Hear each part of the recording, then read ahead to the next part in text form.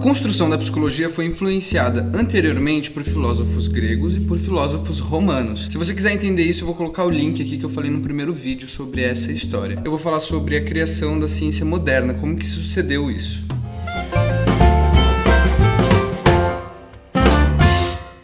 Agora, nesse momento, estamos mais ou menos em 1300 e vários artistas, filósofos e estudiosos influenciaram para a construção do que seria a ciência da psicologia. Um movimento muito forte acontecia nesse momento de valorização do ser humano. Caras como Leonardo da Vinci, Michelangelo, Botticelli, Maquiavel e vários outros artistas e filósofos da época falavam sobre a valorização do ser humano. Nesse momento, a física como ciência começa a se fortalecer, onde foi criado um método científico, sistematizações, onde era possível mensurar resultados, estabelecer metas e soluções para os problemas sociais da época. É então com um cara chamado René Descartes que acontece um dos maiores avanços na psicologia, na ciência humana. Ele consegue afirmar que a alma e o corpo estão separados. Se você não sabe, no outro vídeo eu falei que existia uma tendência muito forte de Santo Tomás de Aquino, que ele acreditava que a alma e o corpo estavam juntos. Com isso, o corpo era considerado sagrado e não era possível ter estudos sobre a anatomia humana e a fisiologia. Com essa afirmação de René, a anatomia e a fisiologia surgem. E pum, é um avanço na psicologia. Bom, então nesse momento a psicologia começa a dar os primeiros passos para surgir. Para você entender a época e o contexto, existia um movimento do feudo para o capitalismo. A revolução industrial estava acontecendo. Então muitas pessoas estavam mudando a visão finita que existia nos campos, né? Que naquela época você nascia e morria da mesma maneira. Tipo, você não tinha perspectiva de vida. Com a revolução industrial e com o capitalismo e todo esse movimento, as pessoas começaram a ter novas demandas. Porque antes toda a razão era baseada na fé e na religião. Agora a razão é baseada na ciência. Com a desconstrução da fé, da sociedade e da economia, se viu uma necessidade de uma nova criação de estudos que foram conhecidos como ciência moderna até os dias atuais de hoje. A própria filosofia de Augusto Comte exigia um sistema de método científico para entender o que era os pensamentos. Então, enquanto o estudo do ser humano era exclusivamente da filosofia, agora ela começa a ser estudada pela fisiologia e pela neurofisiologia. Interessante que a máquina da revolução industrial começa a surgir e nessa época também começa a acontecer um pensamento da máquina do ser humano, o cérebro.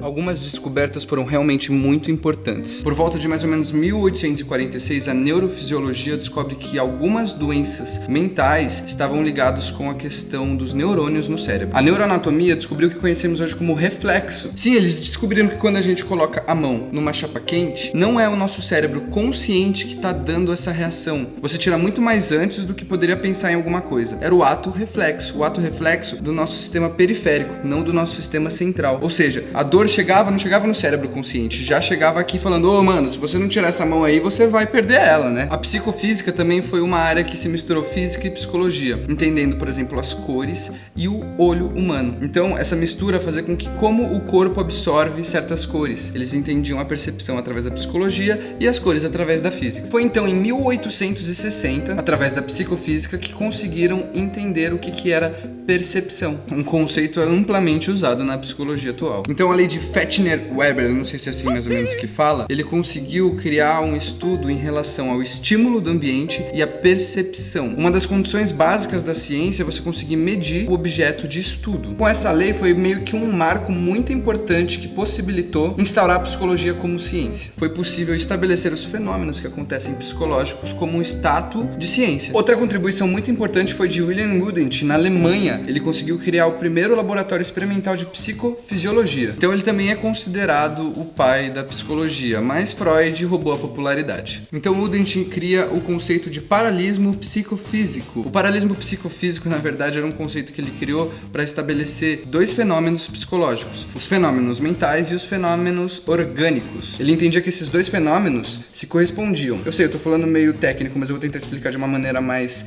comum. O que ele queria dizer com isso? Quando eu tomo uma picada de agulha, existe a reação orgânica e existe uma memória mental dessa picada de agulha. Tipo, hoje em dia a gente sabe que se eu tomei uma picada de agulha, eu sei qual que é a dor. Mas naquela época você estabelecer e mensurar um estudo psicológico sobre isso para poder criar um status científico Bacana. Outro método que ele criou nesse laboratório experimental foi o introspeccionismo. O que era isso daí? Ele colocava uma pessoa previamente treinada para ficar tomando picadinhas de agulha, por exemplo, no braço, e ela ficava entendendo o que estava acontecendo dentro dela. E essa pessoa trazia essa observação. Então foram muitos estudos, foram muitas tentativas, foram muitas elaborações e estudos psicológicos, filosóficos, religiosos que criaram o que chamamos hoje como ciência da psicologia. Bom, então vemos que com tudo isso, desde a época dos gregos e do Império Romano, que eu falei no primeiro vídeo, eu vou colocar o link aqui se você não assistiu ainda, e agora da ciência moderna, existiu toda uma construção de várias pessoas, de vários estudiosos para a gente chegar ao que é hoje. E a ciência continua evoluindo da psicologia e até transpassando os limites da psicologia muitas vezes, porque esse é o intuito da ciência, sempre estar ampliando, né? E além de Jungian,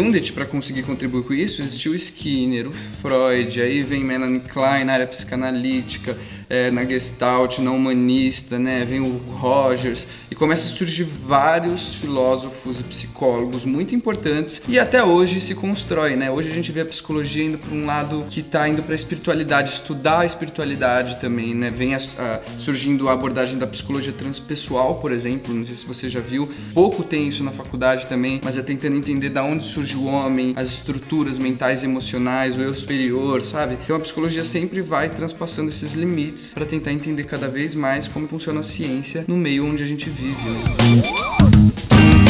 Bom, galera, é isso daí. Esses dois vídeos foram sobre a história da psicologia, a Grécia e o Império Romano e agora a ciência moderna. Eu espero que vocês tenham gostado. Esse daqui foi só um achadinho, tem muita coisa que acontece. Se vocês quiserem perguntar pra mim, por comentário, falar, compartilhar também, curtir, lembra de se inscrever no canal, é muito importante. É isso aí, galera. Até semana que vem e Psiconamente 2019 com muita força. Falou!